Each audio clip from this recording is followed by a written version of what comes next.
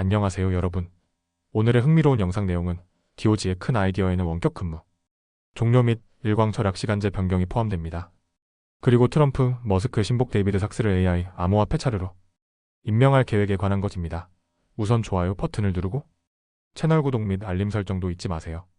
여러분의 관심과 지지가 저희에게 큰 힘이 됩니다. 첫 영상은 월스트리트 저널에서 소개한 흥미로운 기사를 바탕으로 미국 연방 정부 축소에 관한 이야기를 해보겠습니다. 이번 주제는 일론 머스크와 비백 라마스와미가 공화당 의원들과 함께 제안한 새로운 아이디어들을 중심으로 다뤄보겠습니다.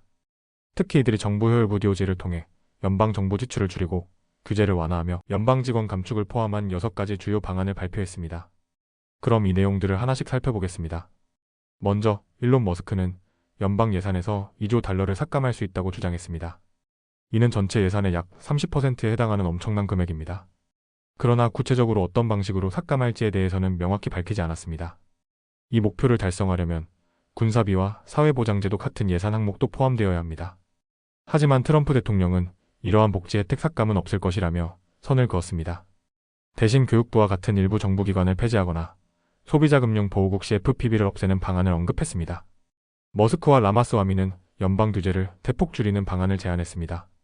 이들은 의회의 명확한 승인 없이는 새로운 규제를 만들 수 없게 하는 법적 제약을 강조하며 규제 완화가 경제 활성화에 기여할 것이라고 주장했습니다. 그러나 규제를 없애는 과정에서 법적 문제와 절차적인 장애물이 있을 수 있습니다. 예를 들어 대중의견 수렴 과정과 행정적 검토 절차가 필요하기 때문에 시간이 걸릴 것으로 보입니다. DOG의 또 다른 목표는 연방 공무원 약 200만 명을 감축하는 것입니다. 특히 국방부 민간 인력을 포함한 여러 부서의 직원들이 대상이 될 수 있습니다. 추가적으로 트럼프 행정부 시절 추진했던 일정 FSCHDUL이 F 제도를 부활시켜 공무원들의 신분 보호를 줄이고 더 쉽게 인력을 조정할 수 있도록 할 계획입니다. 팬데믹 이후 많은 연방 공무원들이 원격 근무를 하고 있는데 DOG는 이를 중단하고 주 5일 사무실 출근을 의무화하는 방안을 제안했습니다. 이로 인해 자발적인 사직률이 높아질 가능성도 있습니다. 2023년 보고서에 따르면 대부분의 연방 건물들이 25% 이하의 활용도를 보이고 있어 이를 해결하려는 의도가 포함되어 있습니다.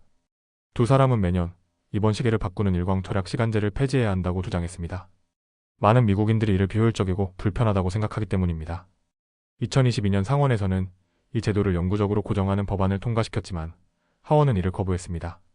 머스크와 라마스와미는 바이든 행정부가 추진 중인 청정에너지 대출 프로그램과 반도체 제조 보조금에 대해 비판했습니다. 특히 청정에너지 대출은 전기차 스타트업인 리비안의 공장을 지원하는 데 사용되었으며 이는 테슬라와 경쟁하는 기업에 유리하게 작용할 수 있다고 지적했습니다. 이처럼 DOG는 연방 정부를 축소하고 지출을 줄이며 규제를 완화하려는 대담한 목표를 가지고 있습니다. 하지만 이러한 제안들은 법적, 정치적 도전 과제를 안고 있습니다. 과연 이 계획들이 미국 정부와 경제에 어떤 영향을 미칠지 앞으로의 행보를 주목해야 할 것 같습니다. 다음 영상은 월스트리트 저널에서 소개한 기사 내용을 바탕으로 미국 트럼프 행정부의 새로운 인사와 기술 정책에 대해 알아보겠습니다. 트럼프 대통령 당선인이 데이비드 삭스를 백악관의 AI 및 암호화폐 정책 책임자로 임명했다는 소식인데요. 이 결정이 어떤 의미를 가지는지 함께 살펴보겠습니다. 먼저 데이비드 삭스는 실리콘밸리의 유명 벤처 캐피털리스트로 크래프트 벤처즈라는 회사를 운영하며 암호화폐와 AI 스타트업에 적극적으로 투자해왔습니다. 그는 과거 페이펄의 최고 운영 책임자 CEO로 일하며 일론 머스크, 피터 틸과 함께 페이펄 마피아로 불리던 그룹의 일원이었는데요. 이 그룹은 현재도 기술업계에서 막강한 영향력을 행사하고 있습니다. 삭스는 트럼프 대통령을 열렬히 지지한 실리콘밸리의 몇 안 되는 인물 중 하나로 트럼프를 위한 모금 활동을 주도하며 약 1200만 달러를 모금하기도 했습니다.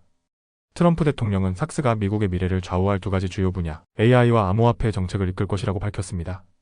이 임명은 트럼프 행정부가 기술 분야에 더 우호적인 정책을 펼칠 것이라는 신호로 해석되고 있습니다. 삭스는 암호화폐 산업이 명확한 법적 틀이 부족해 어려움을 겪고 있다고 주장하며 트럼프 행정부가 이를 해결하면 미국에서 더 많은 혁신이 일어날 것이라고 강조했습니다. 실제로 암호화폐 업계의 주요 인사들은 이번 임명을 환영하며 미국의 기술 혁신의 중심지가 될 수 있다는 기대를 나타냈습니다.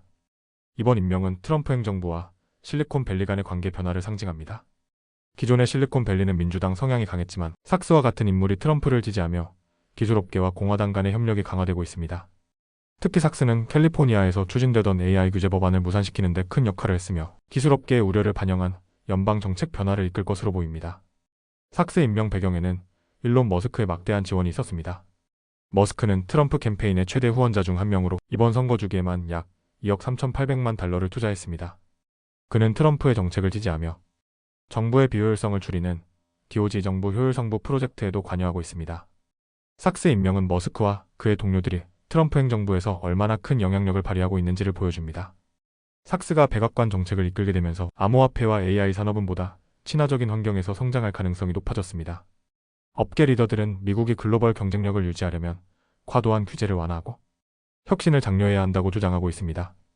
특히 암호화폐 거래소 코인베이스의 최고 운영 책임자는 이번 임명을 미국에서 더 많은 기술을 개발할 시점이라고 평가하며 긍정적인 반응을 보였습니다. 하지만 이 임명에는 비판도 뒤따르고 있습니다. 삭스가 트럼프 행정부에서 얻은 힘을 남용할 가능성에 대한 우려가 제기되고 있으며 경쟁자인 오펀AI의 CEO 샘 알트만은 삭스가 인공지능 산업의 특정 이익을 대변할 수 있다고 지적했습니다. 또한 트럼프 캠페인의 주요 후원자였던 머스크가 정치적 영향력을 기술, 정책에 활용하고 있다는 점도 논란의 대상이 되고 있습니다. 이처럼 트럼프 행정부의 새로운 기술 정책과 데이비드 삭스의 임명에 대해 다뤄보았습니다. 이 변화가 미국의 기술 혁신과 글로벌 경쟁력에 어떤 영향을 미칠지 주목할 필요가 있습니다. 오늘은 여기까지입니다. 다음 영상에서 더 유익하고 흥미로운 내용으로 찾아뵙겠습니다. 이 영상은 투자 의견이 아닙니다. 매우 고맙습니다.